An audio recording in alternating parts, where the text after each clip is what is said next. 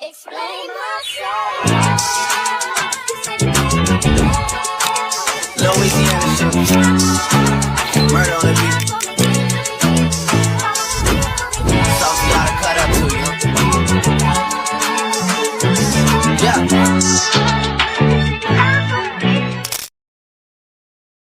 તો મિત્રો હું આવી ગયો છું મીઠાપુર નક્કી, તાલુકો ધારી, જિલ્લો અમરેલી.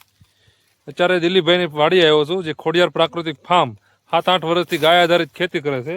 અને મુખ્ય પાક અત્યારે હળદર છે અને રેશમ પટ્ટો મરસું છે. એ બે મિશ્ર પાક છે. આ બાજુની હળદર તો નીકળી ગઈ છે અહીંયા આટલી. હજી આ બાકી છે ને બધી? હે આ તો અહીંયા હળદર હતી. આ વચમાં હળદર? હા, હળદર 5 ફૂટની હાઈટ હતી. અત્યારે એના પાન સુકાઈ ગયા છે, નીચે પાકી ગઈ છે. અને મરસું છે ઊભું, હજી મરસું લેવાઈ ગયું છે પણ થોડુંક ઊભું છે. અમુક જગ્યાએ રહ્યું છે લેવાનું, એટલે રાખ્યું છે. અને આ બાકી છે? આ રેવા મરસું. અને કલર આવે કાંઈ ઘટે નહીં એવો કલર આવે. હજી આ કાચું છે, પાકી જાય એટલે કલર લાલ સોળ થઈ જાય. જો બતાવું હળદર હજી લેવાનું બાકી છે? આમાં છે હળદર, આમાંથી લેવાનું બાકી છે. આમાંથી મરસા ઉતારાઈ ગયા છે અને હજી મરસા ક્યાંક ક્યાંક છે, એટલે એ પછી હળદર લેવું ને. અહીંયા જો આ જો અહીંયા હળદર ખાલી હળદર જ હતી. અને એમાં આપણે આ જો આ રહી ગઈ બાકી.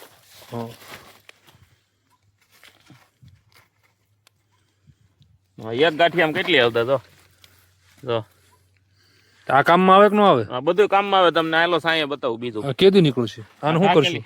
ઢાકેલી પડી છે, તમને બતાવું.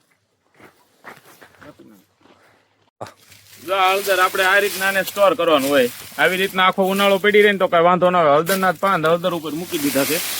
જો હળદર છે. આ પેલી ખેતરમાં બતાવ્યું હતું ને, એ અહીં ખેતરમાં ત્યાં લઈ લીધી છે. જો હળદર છે. હળદરમાં હજી એક તમને ખાસિયત કહું, આવો.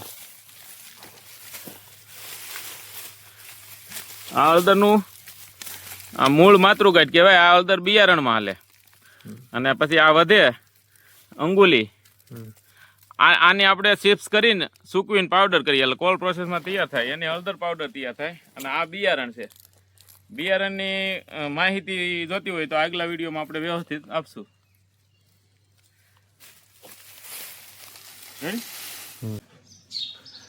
દિલીપભાઈ હિરેપા 7-8 વર્ષથી ગાય આધારિત ખેતી કરે છે. પ્રાકૃતિક ખેતી કરીને પ્રાકૃતિક રીતે આપણે હળદર બનાવે છે. હળદરની શું પ્રોસેસ હોય? તમે હળદર તો ખાધી છે, હળદર જોઈ છે. હળદરનું આખી પ્રોસેસ હું તમને બતાવવાનો છું. હળદરની પ્રોસેસ કેવી હોય હું તમને બતાવું. કે વાડીમાંથી લાવીને પહેલાં ધોઈને સૂકવે છે, પછી એને ચિપ્સ કરે છે, પછી એની સુકવણી કરે છે, અને પછી મશીનમાં પાવડર બનાવે છે. પાવડર થાય પછી એનું પેકિંગ થાય છે. તમે ક્યારેય પ્રોસેસ તો નથી જોઈ ને, એ હું તમને બતાવું. હળદરની પ્રોસેસ જોઈ છે? કોઈ જોઈ હોય તો કોમેન્ટમાં મને બતાવજો. આ છે દિલીપભાઈ, જે હળદર અત્યારે ભરે છે.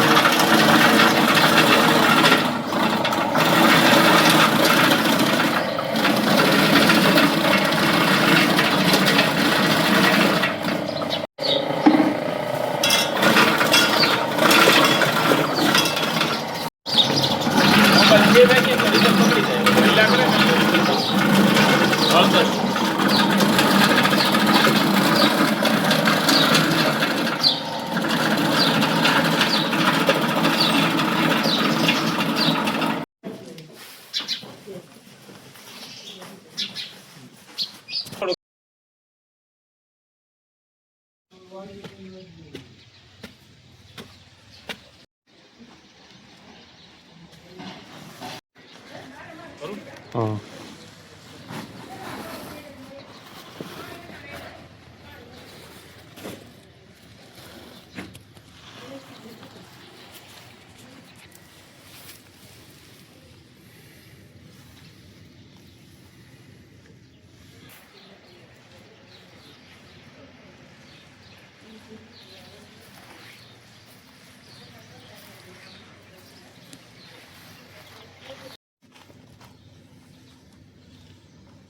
મોબાઈલ હલશે ને એમ સેટિંગ ઓલું સારું પીળો કલર આવે ફેર રાખો ને તો રાતો આવે.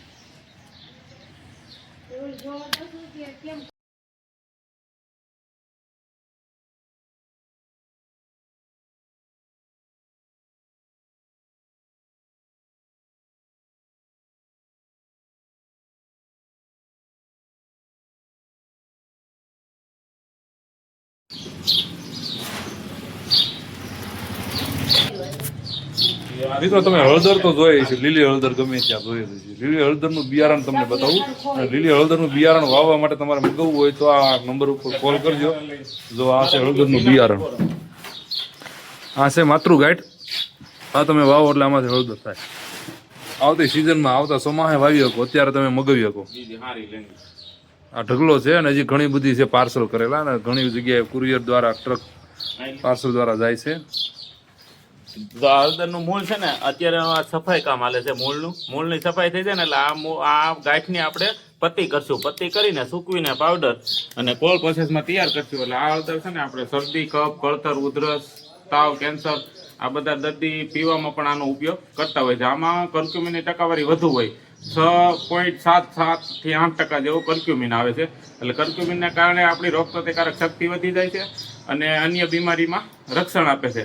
એટલા માટે સ્પેશિયલ પીવા માટે જ લોકો આ હળદર ખરીદતા હોય છે, માતૃગાંઠ પાવડર. તો એ પણ અમારી પાસે મળશે અને બિયારણ પણ મળશે. જય ગૌ માતા.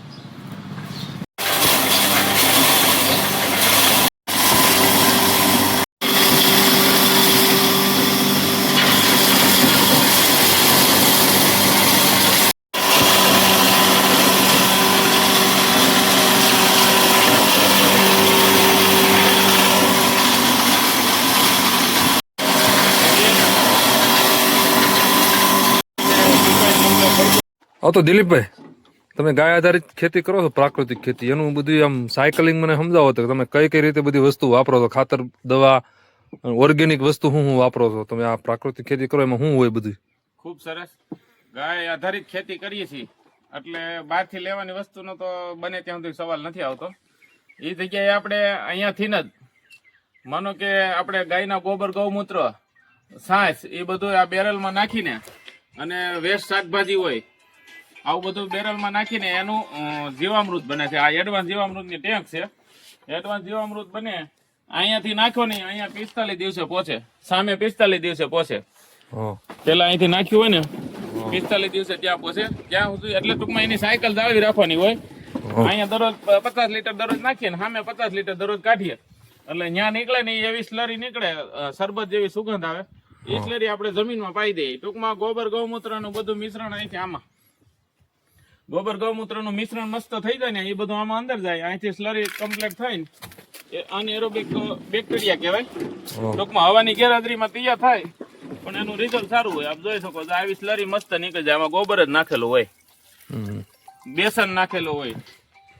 તો આ સ્લરી છે એ આપણા બધા પાકમાં ઉપયોગી છે, જમીનમાં પાવા માટે. તો એના હિસાબે ટૂંકમાં ઉત્પાદન સારું રહે. જીવામૃત બનાવવાનો પ્રશ્ન ઓછો થઈ ગયો છે. અમારા બેગ છે એના હિસાબે. પછી આ બધા ટાંકા છે એમાં વેસ્ટ ડિકમ્પોઝર છે, કેળાનું ઝાઈમ બનાવી, આમાં કેળાનું ઝાઈમ બનાવેલું છે.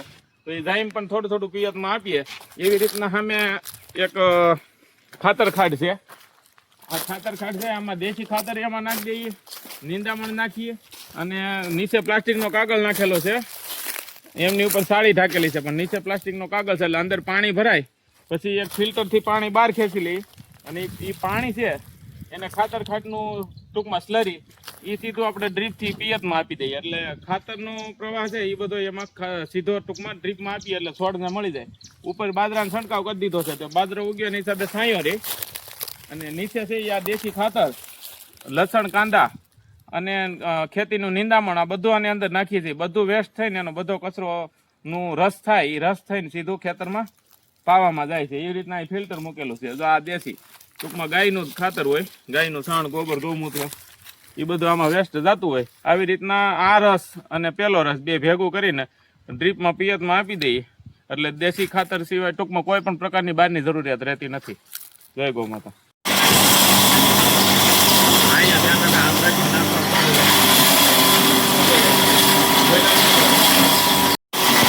મિત્રો જો આ હળદરની પ્રોસેસ છે. તો આવી રીતે તૈયાર થાય છે. આપણે આગળ ચિપ્સ બતાવ્યું હતું, હુકવણી થઈ ગઈ હોય, હુકવણી થયા પછી આવી રીતે હળદરના મશીન છે એમાં દળાય છે. અહીંયા હળદર પાવડર આવે છે.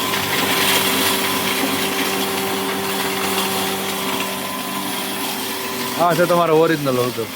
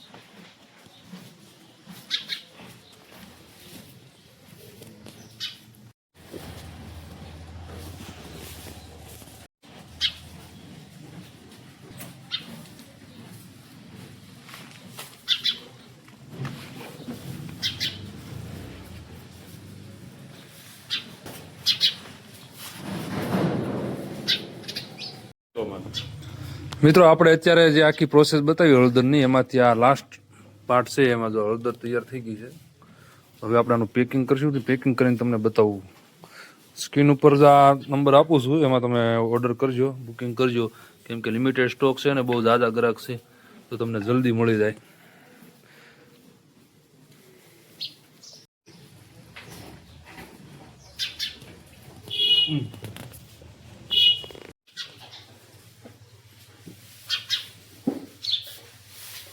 તો મિત્રો આપણે આવી ગયા છે વિચારે દિલીપભાઈના પ્રાકૃતિક ફાર્મ ઉપર, જે ગાય આધારિત ખેતીથી તૈયાર કરેલી હળદર હતી. મેં તમને આખી પ્રોસેસ બતાવી.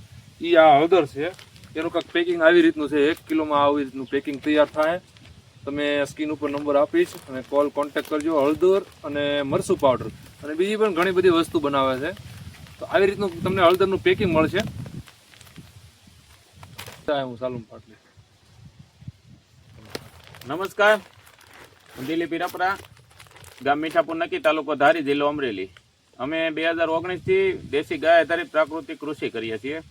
એમાં જે પણ રસોડાની જરૂરિયાત હોય એવા મહત્વના પાકો વાવતા હોય, એમાંથી અત્યારે હળદર અને મરચું પાવડર 2 તૈયાર થયું છે. એમાં સોનામતી ઘઉં પણ છે, એને 10 દિવસની વાર છે.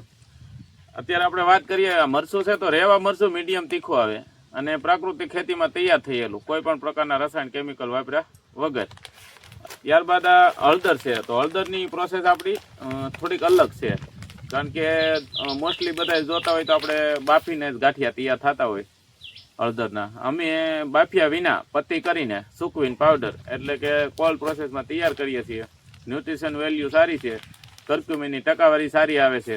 તો આવી સરસ મજાની હેલ્થ માટે વેલ્થ, ટૂંકમાં સારી એવી કર્ક્યુમિનવાળી હળદર, ટૂંકમાં કોલ્ડ પ્રોસેસની હળદર મંગાવવા માટે અમારો સંપર્ક જરૂરથી કરજો. અને આ વિડીયોમાં આપણે આખી માહિતી પણ ટૂંકમાં આપેલી છે કે જેવી રીતના અમે પ્રોસેસ કરીએ છીએ તે તમામ બતાવવામાં આવ્યું છે.